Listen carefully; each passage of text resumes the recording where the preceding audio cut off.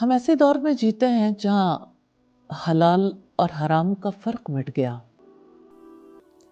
حلال تو وہ ہے جس کی گرہ اللہ تعالیٰ نے کھول دی، جس میں ہمارے لیے خیر ہے، اور حرام وہ ہے جس میں ہمارے لیے کوئی نفع نہیں، بے خیر ہے، جس میں ہمارے لیے شر ہے۔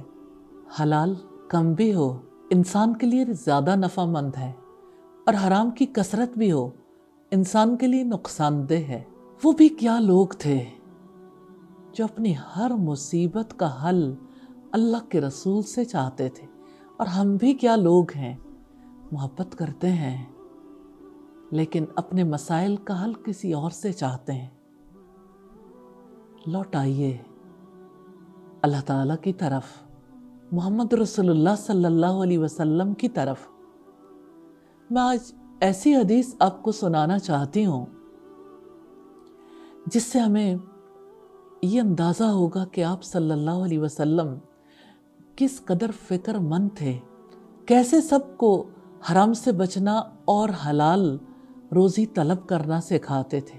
ایک بار ایسا ہوا، سیدنا علی رضی اللہ تعالیٰ عنہ نے آپ صلی اللہ علیہ وسلم سے روایت کی کہ ایک مکاتب غلام نے ان کے پاس آ کر کہا کہ میں اپنی مکاتبت کی رقم ادا نہیں کر سکتا، آپ ہماری کچھ مدد فرمائیے۔ تو انہوں نے کہا، میں تمہیں ایسے کلمات نہ سکھا دوں جو رسول اللہ صلی اللہ علیہ وسلم نے ہمیں سکھائے تھے؟ اگر آپ پر پہاڑ برابر قرض بھی ہوگا تو اللہ تعالیٰ آپ کی جانب سے اسے ادا فرما دے گا۔ انہوں نے کہا، کہو اللہم اکفنی بحلالک عن حرامک واغننی بفضلک عمن سواک۔